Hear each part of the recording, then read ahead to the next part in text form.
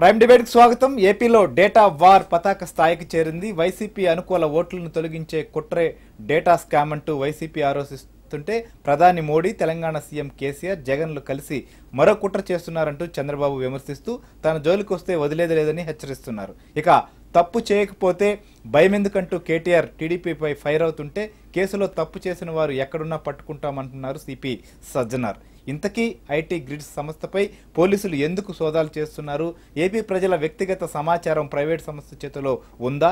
Data ఎలా వచ్చింది? ఉంటే తప్ప ఓట్లు తొలగింపుపై ఎలాంటి కుట్ర జరుగుతోంది? డేటాపై రాజకీయ రగడ ప్రస్తుతం పతాక స్థాయికి చేరింది. పరస్పరం కూడా ఓట్లు తొలగించేందుకే ఇలాంటివన్నీ చేస్తుంటారంటూ అటు టీడీపీ కావచ్చు, వైఎస్ఆర్సీపీ కావచ్చు ఆరోపిస్తున్నటువంటి పరిస్థితి. ఏపీ డేటా అటు ఆంధ్రప్రదేశ్లోనే కాకుండా తెలంగాణలో కూడా కలకలం రేపుతున్నటువంటి పరిస్థితి మనకు కనిపిస్తుంది. సో ఇదే అంశం పైన కూడా మనం డిబేట్ చేయబోతున్నాం.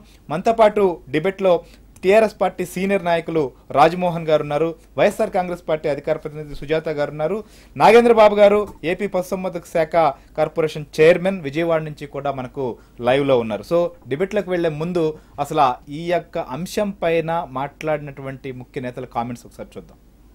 ఏ విధంగా తెలుగుదేశం పార్టీ ఈ వ్యక్తిగత సమాచారాన్నంతా కూడా మరి పద్ధతి లేకుండా, ఒక సిస్టమ్ లేకుండా మరి వాడుకుంటూ ఉన్నారంటే ఈరోజు దాదాపు 4-5 కోట్ల మంది ఆంధ్ర రాష్ట్ర ప్రజలు ఎవరైతే ఉన్నారో వాళ్ళ వ్యక్తిగత సమాచారం అన్ని చోట్ల ఉండిపోయింది. ప్రైవేట్ పార్టీల దగ్గర అందరికి కూడా వీళ్ళు సక్సెస్ఫుల్గా పంపించగలిగినారు. దీన్ని ఈరోజు ఏమంటున్నారంటే తెలుగుదేశం పార్టీ అంటే అది తెలుగు ద్రోహుల పార్టీ కింద, అసలు తెలుగు ప్రజల సమాచారాన్ని దొంగతనం చేసిన పార్టీ కింద ఈరోజు బయట అనుకుంటూ ఉన్నారు. టీడీపీ అంటే తెలుగు ప్రజల సమాచారాన్ని దొంగతనం చేసిన పార్టీ అని అనుకుంటూ ఉన్నారు. బయట ఒకసారి ఎక్కడే కానీ, రైల్వే స్టేషన్లో కానీ, బస్ స్టాండ్లో కానీ, ఎవరికైనా కానీ చదువుకున్న వాళ్ళు ఎవరైతే ఉంటారో, ఎవరికైతే ఈ కంప్యూటర్ టెక్నాలజీ గురించి కానీ, ఫోన్ టెక్నాలజీలో ఉండే ఇన్సైడ్ మరి వ్యవస్థ గురించి తెలిసిన వాళ్ళందరూ కూడా ఇదే మాటకు వస్తారనమాట.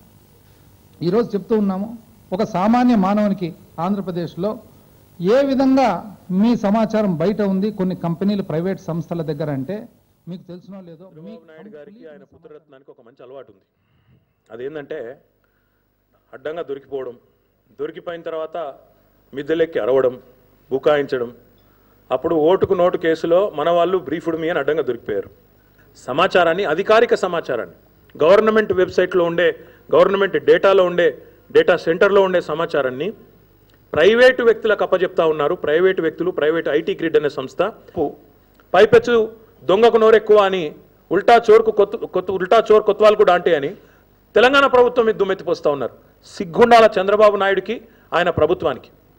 ఆంధ్రప్రదేశ్ ప్రజలు ఆలోచించుకోవాలి. ఈరోజు ఇట్లాంటి దుర్మార్గమైన ముఖ్యమంత్రి మీకు సంబంధించిన వ్యక్తిగత సమాచారాన్ని మీ పర్మిషన్ లేకుండా ఈరోజు తెలుగుదేశం పార్టీకి, ఆ పార్టీకి సంబంధించిన కొన్ని సంస్థలకు అమ్ముకుంటున్నారో మరి అప్పనంగా ఇస్తున్నారో నాకు తెలియదు. కానీ అట్లాంటి ముఖ్యమంత్రి కొనసాగడం ఇంకా నైతికమైన, ఆయనకి ఏమైనా నైతిక బాధ్యత, సిగ్గు ఏమైనా ఉంటే నిజానికి ఆయన విచారణకు ముందుకు రావాలి.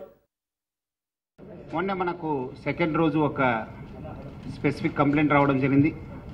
తుమ్మల లోకేశ్వర్ రెడ్డి అని చెప్పి is resident of Orchids, Indu fortune fields, KPGV PS limits.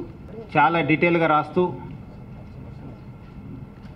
Personal information మరియు ఒక సెన్సిటివ్ డేటాని ఒక ఐటీ గ్రిడ్స్ కంపెనీ అని చెప్పి అయ్యప్ప సొసైటీలో ఉంది మాదాపూర్లో మిస్యూజ్ చేస్తుంది. ముఖ్యంగా ఆంధ్రప్రదేశ్ పబ్లిక్ది. అది కూడా ఒక సేవామిత్ర అప్లికేషన్ ద్వారా అది మిస్యూజ్ అవుతుందని చెప్పి ఒక చాలా డీటెయిల్ ఒక అప్లికేషన్ ఇవ్వడం జరిగింది. సెకండ్ రోజు అక్కడ ఆ కంపెనీను సర్చ్ అండ్ సీజర్ చేయడం జరిగింది. ముఖ్యంగా వాళ్ళ దగ్గర పనిచేసే 4గురిని, ముఖ్యంగా రేగొండ భాస్కరు ప్లస్ 3 అదర్స్ని మనము పిలిపించి వాళ్ళ ముఖాంతరం మనము సర్చ్ అండ్ సీజర్ చేయడం జరిగింది.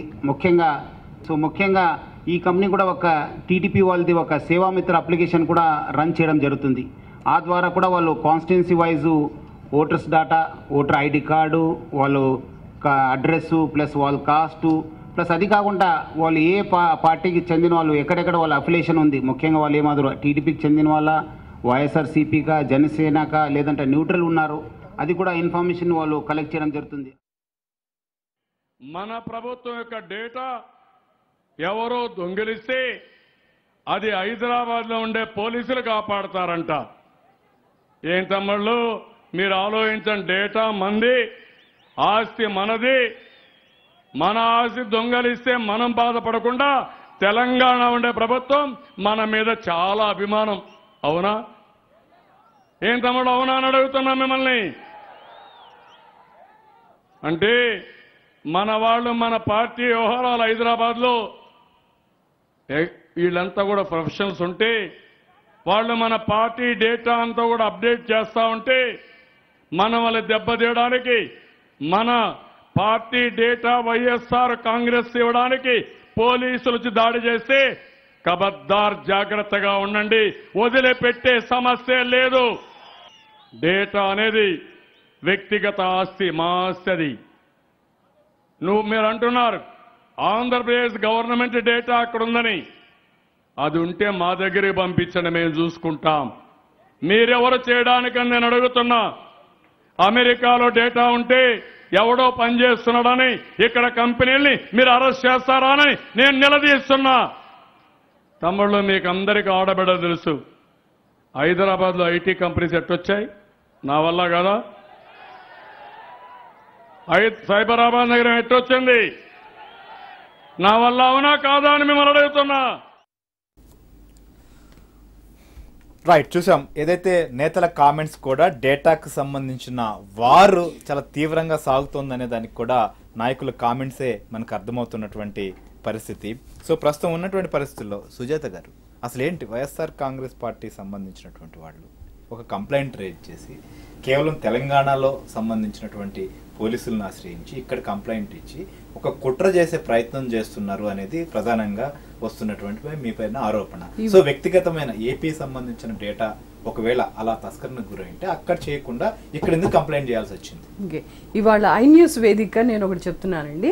జగన్మోహన్ రెడ్డి గారు ఓట్లు తొలగించబడుతున్నాయని ఫిబ్రవరిలోనే చెప్పారు. ఎన్నికల కమిషన్ కి ఢిల్లీ వెళ్లి ఫిర్యాదు చేయడం జరిగింది. దాని తర్వాత చంద్రబాబు నాయుడు గారు ఎందుకు స్పందించలేదు? ఒక ముఖ్యమంత్రిగా మనది డేటా, మన ప్రజలు ప్రజాస్వామ్యాన్ని కాపాడుకోవాలి ఆంధ్రప్రదేశ్లో అన్నప్పుడు ఒక ప్రతిపక్ష నేత వెళ్ళి ఫిర్యాదు చేసినప్పుడు ఎందుకు స్పందించలేదు? అదొక అంశం. రెండొక అంశం వచ్చేసి ఇవాళ సర్వేల పేరుతోటి ల్యాప్టాప్లు పట్టుకొని, ట్యాబులు పట్టుకొని ప్రజల్లోకి వెళ్ళి ప్రజల వాళ్ళ దగ్గర నుంచి ఇన్ఫర్మేషన్ అంతా తీసుకొని, ఆధార్ కార్డు కానీ దానికి సంబంధించిన బ్యాంక్ అకౌంట్లు కానీ మొత్తం ఇన్ఫర్మేషన్ తీసుకొని వాళ్ళ ద్వారా వేలుముద్రలు తీసుకొని వాళ్ళ ఓట్లను తొలగించడానికి వాళ్లే రిక్వెస్ట్ పెట్టుకున్నట్టుగా క్రియేట్ చేసి ట్యాబుల్లో ఆ సాఫ్ట్వేర్ డెవలప్ చేసి ప్రజల ద్వారా వాళ్ళ ఓట్లను తొలగిస్తున్నారు. ఇది గుర్తించినటువంటి చంద్రగిరి ఎమ్మెల్యే ఎవరైతే ఉన్నారో చేవిరెడ్డి గారు ఇది గుర్తించి ఎందుకు ఈ రకంగా జరుగుతుంది, ఇన్ని వేల ఓట్లు ఎక్కడికి పోతున్నాయి అని చెప్పేసి ఈ సర్వేల పేరిట వచ్చి అందరూ టీడీపీ కార్యకర్తలు వచ్చి ఈ రకంగా ప్రజలు వైసీపీ సానుభూతి పరుల ఓట్లను తొలగిస్తున్నారు. మేము చెప్పాం, ఫిబ్రవరిలోనే చెప్పాం 59 లక్షల ఓట్లను తొలగించడం జరిగింది అని ఎన్నికల కమిషన్ కి ఫిర్యాదు చేశాం. ఆ రోజు టీడీపీ గవర్నమెంట్ ఎందుకు స్పందించలేదు? ప్రభుత్వం మీది కాదా? ప్రజలు మీరు కాదా? అధికారంలో మీది కాదా? ఆ రోజు ఎందుకు స్పందించలేదు? ఇప్పుడు మూడొక అంశం, మళ్ళీ అంశం వచ్చేసి ఇప్పుడు లోకేష్ రెడ్డి గారు అనేటువంటి సామాజిక కార్యకర్త ఈ రోజు పర్టికులర్ గా ఒక కంపెనీ ఏ రకంగా ఒక యాప్ క్రియేట్ చేసి ఆ యాప్ ద్వారా యాప్ని డౌన్లోడ్ చేసుకోగానే మన ఆధారు, మన బ్యాంక్ అకౌంట్, పర్సనల్ క్రెడెన్షియల్స్ అన్ని మొత్తం ఆ యాప్ లోకి డౌన్లోడ్ అయిపోతాయి. దాని ద్వారా మొత్తం ఏమాత్రం కూడా వ్యక్తిగత భద్రత లేకుండా వాళ్ళకి సంబంధించిన అకౌంట్లు ఏ రకమైనటువంటి క్రిస్మస్ కానుకలు ఏ రకంగా పొందుతున్నారు, సంక్రాంతి కానుకలు ఒక వ్యక్తి ఒక పౌరుడు ఏ రకంగా పొందుతున్నాడు, రైతు రుణమాఫీ ఏ రకంగా పొందుతున్నాడు, డ్వాక్రా రుణమాఫీ ఏ విధంగా పొందుతున్నారు, ఈ అంశాలన్నింటినీ తీసుకోవాల్సిన అవసరం ఏంటండి? బ్లూ ఫ్రాగ్ అనేటువంటి సంస్థకి ఆ యాప్ తయారు చేసి, మీ సేవ అనేటువంటి యాప్ తయారు చేసి ఆ యాప్ ద్వారా ఈ రకమైన ఇన్ఫర్మేషన్ తీసుకోవడం చట్టబద్ధత. ఈ రకమైన ఇన్ఫర్మేషన్ ప్రజలకి సంబంధించి ఓటర్ కి సంబంధించినటువంటి ఈ ఇన్ఫర్మేషన్ ని తీసుకోవడం చట్టబద్ధత అని ఎవరన్నా అంటారా? పైగా ఆ కంపెనీ ఇక్కడ ఉంది, హైదరాబాద్ లో రిజిస్టర్ అయి ఉంది. పారిశ్రామికంగా ఏ మాత్రం కామన్ సెన్స్ ఉన్న వ్యక్తి కూడా ఎక్కడైతే కంపెనీ రిజిస్టర్ అవ్వబడిందో అక్కడ మాత్రమే క్లెయిమ్ చేసుకోగలరు. ఎస్, మేము అంటున్నాం ఇవాళ ముఖ్యమంత్రి గారు ఇంతకు ముందు జరిగినటువంటి ఇప్పుడు కొత్తగా వచ్చింది కాదు. ఇప్పుడు ఒక సంస్థ ఏ రకంగా ఒక యాప్ని క్రియేట్ చేసి టెక్నాలజీతో ప్రజలందరినీ పిచ్చోళం చేస్తుందని చెప్పి బయట పెట్టారు ఆయన లోకేష్ రెడ్డి గారు. కానీ ఇంతకుముందు ప్రతిపక్ష నేత గారు ప్రశ్నించారు, ఆ తర్వాత చెవిరెడ్డి గారు ప్రశ్నించారు, జైల్లో వేసి మరి భౌతిక దాడులు చేసినటువంటి పరిస్థితిని మనం చూస్తాం. ఇవాళ చంద్రబాబు నాయుడు గారు న్యాయం చేయాలంటున్నారు. ఏ రకంగా న్యాయం చేయాలి? చంద్రబాబు నాయుడు గారు చేయలేదా చెప్పారండి, చేయలేదని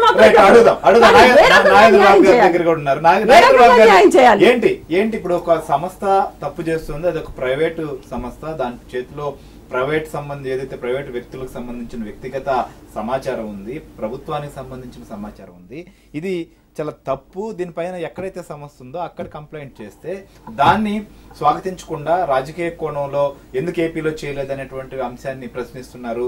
ఇది తప్పు కాదా? ఎన్నికల సంఘానికి మేము ముందే ఇవాళ ఈ విధంగా ఓట్లు తొలగించేదానికి ఇలాంటి పరిస్థితులు ఉన్నాయనేది కూడా కంప్లైంట్ చేసాం, అప్పుడు ఎందుకు రియాక్ట్ కాలేదనేది ప్రశ్న. శ్రీహరి గారు నమస్కారం అండి. అట్లాగే మా శ్రోతలందరికీ నమస్కారం. అట్లాగే మహాశివరాత్రి శుభాకాంక్షలు. శ్రీహరి గారు, ఇది తెలుగుదేశం పార్టీ ఐడెంటిటీ కార్డ్. ఒక్కసారి చూడండి. ఇది chip based identity card. Chip based అంటే ప్రపంచంలో ఏ పార్టీకి లేని విధంగా తెలుగుదేశం పార్టీకి మాత్రమే ఉన్న ఐడెంటిటీ కార్డు. ఏదైతే మా కార్యకర్త తెలుగుదేశం పార్టీ కార్యకర్తగా నమోదు చేసిన వ్యక్తిని పూర్తిగా అన్ని వివరాలతో సంక్షిప్తమైన సమాచారం మొత్తం దాంట్లో ఉంటుంది. ఈరోజు నేను ఈ ఐన్యూస్కి వచ్చిన తర్వాత ఈ ఐన్యూస్లో నేను పాల్గొన్నాననే విషయం కూడా ఈరోజు మా డేటాలో సంక్షిప్తమై ఉంటుంది. అట్లాగే నా పేరుతో ఉన్న డేటా మొత్తం మా పార్టీ ఆఫీస్ ఎప్పుడు కావాలంటే అప్పుడు చూసుకుంటుంది. ఇతను ఏ రోజు ఎక్కడ పాల్గొన్నాడు, ఎక్కడ ఏ కార్యక్రమాల్లో ఉన్నాడు అనేది పూర్తిగా సంక్షిప్తమై ఉంటుంది అందులో. ఇట్లా రాష్ట్ర వ్యాప్తంగా 80 లక్షల మంది కార్యకర్తల డేటా సంక్షిప్తమై ఉంది. ఏదైతే ఐటీ గ్రిడ్ అనే కంపెనీ ఉందో ఆ కంపెనీ మాకు ఐటీ సపోర్ట్ చేస్తూ ఉంది. అట్లాగే ఈ రాష్ట్రంలో ఉన్న తెలుగుదేశం పార్టీ కార్యకర్తలందరికీ సేవామిత్ర యాప్ ద్వారా మేము తెలుగుదేశం పార్టీని అభివృద్ధి చేసుకోవడం కోసం ప్రతి 100 ఓటర్లని సమీకరించడం కోసం ఒక యాప్ తయారు చేసాం. అట్లాగే సేవామిత్ర అని ఒక వ్యవస్థ తయారు చేసుకున్నాం. ఆ సేవామిత్ర అనే వ్యక్తి ప్రతి 100 ఓటర్లతో కూడా మమేకమై ఉంటాడు. ఇతనికి మన పార్టీకి పనిచేస్తా ఉన్నాడా, ప్రజల కోసం పనిచేస్తా ఉన్నాడా, ఇతను మన దగ్గర లబ్ధి పొందాడా లేదా అనేది. అట్లాగే ఏదైతే సంక్షేమ కార్యక్రమాలు జరిగినాయో లబ్ధిదారుల విషయం కనుక్కోవడం అనేది పెద్ద విషయం కాదు. ఏదైతే మన ఆర్టీఐ ఉందో ఆర్టీఐ ప్రకారం ప్రతి లబ్ధిదారుడి విషయాన్ని మనం తీసుకోవచ్చు. ఇది నిక్షిప్తమైనది కాదు, ఎవరు దాచుకునేది కూడా కాదు. పూర్తిగా తేటతెల్లం చేయవచ్చు. ఏ ప్రభుత్వం అయినా కూడా మన దగ్గర ఎంతమంది లబ్ధిదారులు ఉన్నది తేటతెల్లం చేయాల్సిన విషయం. అట్లాగే ఓటర్లు ఉన్నది CEO ఆంధ్ర.కి వెళ్తే ఆంధ్రప్రదేశ్లో ఎంతమంది ఓటర్లు ఉన్నారు, ఎంతమంది తొలగించారు అనేది పూర్తిగా డేటా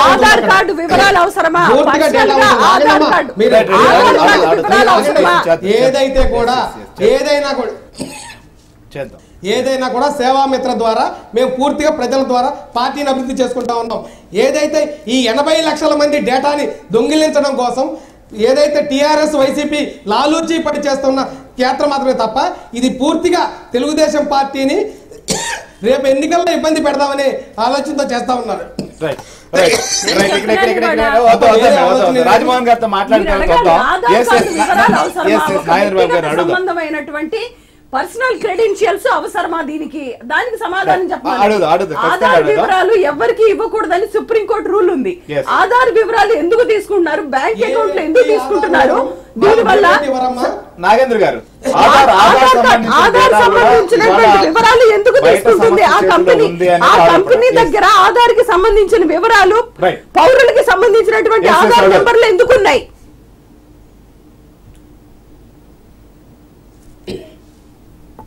నాగేంద్ర గారు, ఆధార్ సంబంధించిన సమాచారం కూడా మీ దగ్గర ప్రతి లబ్ధిదారుడు డీటెయిల్స్ వచ్చినప్పుడు ఆధార్ కార్డుతో సహానే లబ్ధిదారుడు విషయం డీటెయిల్స్ వస్తాయండి. మీరు రైట్ టు ఇన్ఫర్మేషన్ అప్లై చేయండి. మీకు ఇచ్చే డీటెయిల్స్ ఆధార్ కార్డు నెంబర్ కూడా ఉంటుంది. Aadhaar card number private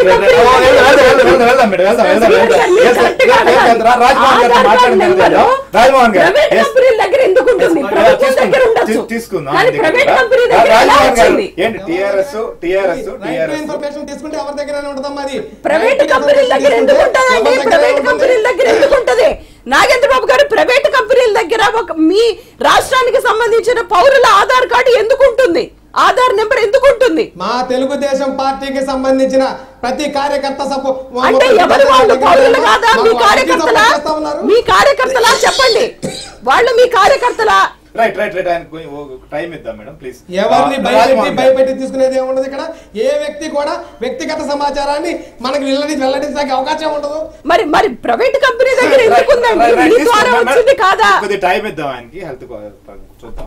Rajamohan గారు, ఏంటి అసలు టిఆర్ఎస్ వైసీపీ కలిసి కుట్ర చేస్తోంది? ఇవాళ ఏపీకి సంబంధించినటువంటి ప్రభుత్వ డేటా ఒకవేళ పోయి ఉంటే ఆ ప్రభుత్వానికి అప్పచెప్పాలి, మేము విచారిస్తాం కదా, ఎందుకు ఇదేదో మా డేటాని మాకు సంబంధించిన సేవామిత్రకు సంబంధించినటువంటి సమాచారాన్ని వైసీపీకి పోలీసుల ద్వారా అప్పచెప్పే ప్రయత్నం చేస్తున్నారు అనేది చంద్రబాబు గారు ఆరోపణ.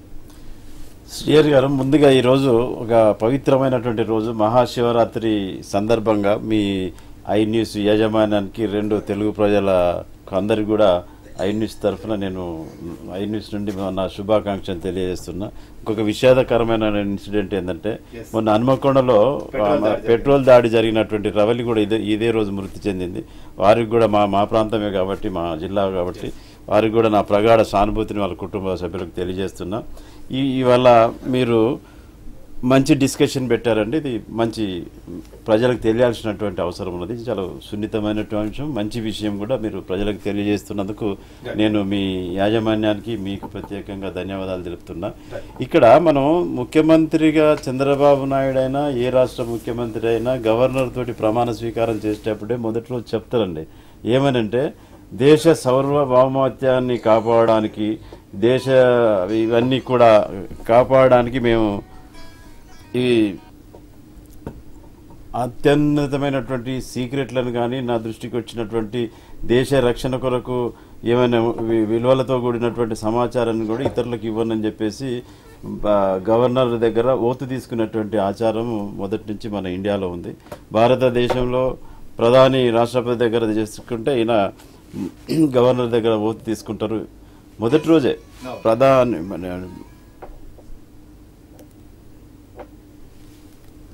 మొదటి రోజే ప్రమాణ స్వీకారం రోజే దేశ సమగ్రతకు సంబంధించినటువంటి అంశాలను బయట పెట్టను, నా దృష్టికి వచ్చినా కానీ వాళ్ళకి తెలియపరిచినటువంటి ప్రమాణ స్వీకారమే చేస్తారు. అటువంటి నిక్షిప్తమైనటువంటి నిగూఢమైనటువంటి సమాచారాన్ని ఒక చిన్న ఐటీ గ్రిడ్ అనే సంస్థకు అప్పజెప్పి ఈ 3.5 కోట్లు 4 కోట్ల మంది ప్రజల యొక్క జీవన పరిస్థితిని వాళ్ళ చేతిలో పెట్టి, సరే వాళ్ళ ఐటీ గ్రిడ్ కంపెనీ ఏ విదేశీ హ్యాకర్స్కు సంబంధించి లింక్ అయి ఉన్నారా, మిగతా బ్యాంక్ హ్యాకర్స్ తోటి సంబంధాలు పెట్టుకున్నారా, ఎవరు ఏంటిదని తెలియలేదు. ఇటువంటి చిన్న చితిక కూలీనాలు చేసుకునే వాళ్ళు ఈ మధ్యకాలంలో వాళ్ళకు బ్యాంక్ అకౌంట్లు అన్నీ ఇచ్చినారు కదా, 1000 రూపాయలు 2000 ఉన్నా కానీ తస్కరించేటువంటి అంశాలు ఉంటాయి. కాబట్టి ఇటువంటి వాటి మీద మనం సమగ్రంగా అవగాహన లేకుండా అవగాహనతోటి చేయడం అనేది చంద్రబాబు నాయుడు ప్రభుత్వంలో జరుగుతున్నటువంటి దేశద్రోహానికి సంబంధించినటువంటి అంశంగానే ఇది పరిగణించబడుతుంది. మీరు బాగా గమనించినటువంటి ఇది మామూలు విషయం కాదు. ఏదో ఇది ఆధార్ కార్డ్ అంటే ఆధార్ కార్డుని ఈవెన్ గ్యాస్ కానీ బ్యాంకు కానీ నాట్ నెసెసరీ అని ప్రభుత్వం ఈ మధ్యన సుప్రీంకోర్టు కూడా జడ్జిమెంట్ ఇవ్వడం జరిగింది. అవన్నీ లింక్ చేయొద్దని చెప్పేసి. సరే, అప్పుడు తెలియక చేసినాం, ముందు అటు అవసరం కూడా లేదని చెప్పేసి ప్రభుత్వాలు కానీ సుప్రీంకోర్టుకు వెళ్ళినటువంటి అనేక మంది మా లోపల దాగి ఉన్నటువంటి సమాచారం మొత్తం సేకరిస్తూ ఉన్నారు. ప్రతి సంస్థ, ప్రైవేట్ కంపెనీలు అవి కానీ వాటి ఇవ్వకూడదు, అవసరం కూడా లేదని చెప్పేసి సుప్రీంకోర్టు కూడా ఈ మధ్య జడ్జిమెంట్ ఇవ్వడం జరిగింది. ఇటువంటి సందర్భంలో మీరు సరే మీ స్టేట్లో కాకుండా హైదరాబాదులో ఈ దొంగ పనులు చేయడానికి వేదికగా ఐటీ గ్రిడ్ అనే కంపెనీని వాడుకుంటూ చేసేటువంటి ఇది ఒక దుర్మార్గమైనటువంటి చర్యగానే మేము భావిస్తాం. ఇది ఇక్కడ జరిగిన ఇన్సిడెంట్ కాబట్టి తెలంగాణ నడిబొడ్డు మీద, తెలంగాణ క్యాపిటల్ సిటీలో జరుగుతున్న మోసాలు ఐటీ సెక్టర్లో జరుగుతున్నాయి కాబట్టి ఐటీ సెక్టార్లు అంటే దాదాపుగా సాఫ్ట్వేర్ కంపెనీలు అంటే దేనికి వాడుతున్నామండి మనం ప్రపంచంలో? ఐటీ ఎక్స్పోర్ట్స్ దేనికి ఉంటాయి? బ్యాంకింగ్ వ్యవస్థ కానీ, ఇన్సూరెన్స్ వ్యవస్థలు కానీ, మీద పాలనా యంత్రాంగం సంబంధించినటువంటి వాటిలోనే ఐటీ సెక్టర్ను బాగా వాడుతున్నాం, అవసరమైతే అడ్మినిస్ట్రేషన్లో వాడుతున్నాం తప్పితే ఈ ప్రత్యేకంగా ఓటర్లకు సంబంధించినటువంటి సమాచారాన్ని సేకరించి వాళ్ళు తస్కరించడం అనేది ఇది దేశద్రోహం అవుతుంది. ఇది దేశద్రోహం కేసు కూడా పెట్టాల్సినటువంటి అవసరాలు దీని మీద ఉంటాయి. ఇటువంటి వాటిని చాలా జాగ్రత్తగా చేయాల్సింది. హైదరాబాద్ నగరంలోనే జరుగుతున్నది కాబట్టి మా ప్రభుత్వం స్పందించింది, మా పోలీస్ యంత్రాంగం కూడా స్పందించి వెంటనే దానికి సంబంధించిన సమానం ఇది, దేశద్రోహంతో సమానం ఇది. ఓట్ వేసిన తర్వాత ప్రజలకు సంబంధించిన సమాచారాన్ని ఎందుకు బయట పెట్టారు? ఇది ద్రోహం వల్ల ఆకర్ష్ కూడా రేపు ప్రజలను, ఆంధ్రప్రదేశ్ ప్రజలను మోసం చేసే అవకాశం కూడా ఉంటుంది. ఇలాంటిది తెలంగాణ గడ్డ మీద జరుగుతుంటే కేసు పెట్టి విచారించుకోవడంలో తప్పేంటనేది. దేశద్రోహం అని ఆయన అనుకుంటే అనుకోవచ్చు, కానీ ఏదైతే పూర్తిగా తెలుగుదేశం పార్టీ కార్యకర్తల డేటా నిక్షిప్తమైన డేటా కోసం వీళ్ళు పోరాటం చేస్తా ఉన్నారు. ఏదైతే వైసీపీ నాయకులు చేసే పోరాటానికి ఈ తెలంగాణ రాష్ట్ర సమితి నాయకులు వంత పాడుతా ఉన్నారు. తెలుగుదేశం నాగేంద్ర గారు, మీ కార్యకర్తల డేటాను మేమే చేసుకుంటామండి. మీ కార్యకర్తల డేటాను మాకే చేసుకుంటాం. సైనికుల లాంటి కార్యకర్తలు ఉన్నారు మాకు సైనికుల లాంటి కార్యకర్తలు ఉన్నారు. అధికారంలో ఉన్నా లేకున్నా పోరాడేటువంటి కార్యకర్తలు ఉన్నారు మాకు. మేమేం చేసుకుంటాం మీ కార్యకర్తల్ని? 80 లక్షల మంది కార్యకర్తల డేటాను మీ కార్యకర్తలు మాకెందుకండి? మీ కార్యకర్తలు మాకెందుకు? సరే నిరూపించమనండి, మీ కార్యకర్తలను నిరూపించండి. మీకు అంత భయం ఎందుకు? మీకంత భయం ఎందుకు? మీ కార్యకర్తలు అయితే మీకేదో ఉంటుంది కదా, బిళ్ళ ఏదో ఉంది కదా, అది చూపించండి. రాష్ట్రంలో ప్రజలు మీకు సపోర్ట్ చేయట్లేదు, పక్క రాష్ట్రాలు తెచ్చుకున్నారు, మీ దగ్గర నాయకుల బలము లేదు. నాగేంద్ర గారు, చంద్రబాబు నాయుడు గారు ఎలక్షన్ లో పోల్ మేనేజ్మెంట్ లో పెట్టింది పేరు, ఆయన అవినీతికి అక్రమాలకి పెట్టింది పేరు. నంద్యాల మొన్న జరిగినటువంటి నంద్యాల ఎలక్షన్ లో కూడా మీరు ఇదే కార్యక్రమం చేశారు. డ్వాక్రా మహిళ అకౌంట్ లోకి డబ్బులు పంపించారు. డ్వాక్రా మహిళ అకౌంట్ లోకి డబ్బులు పంపించారు. మీరు మొన్న నంద్యాలలో జరిగినటువంటి ఎన్నికలు కూడా చంద్రబాబు నాయుడు గారు ముందుగానే అన్నారు నంద్యాల మాదిరిగా ఎన్నికలు జరగాలి అని చెప్పి. నంద్యాల మాదిరిగా ఎన్నికలు జరగాలి. ఎవరి దగ్గర ఉంది డేటా? తెలుగుదేశం పార్టీ సంబంధించిన కార్యకర్తలదేనా, లేదంటే ప్రజలది కూడా ఉందా? అసలు ఆ డేటా సంబంధించినటువంటి అంశంలో ప్రస్తుతం ఆరోపణల్లో ఎవరి ఆరోపణలో బలమేంటో కూడా మనం డిస్కస్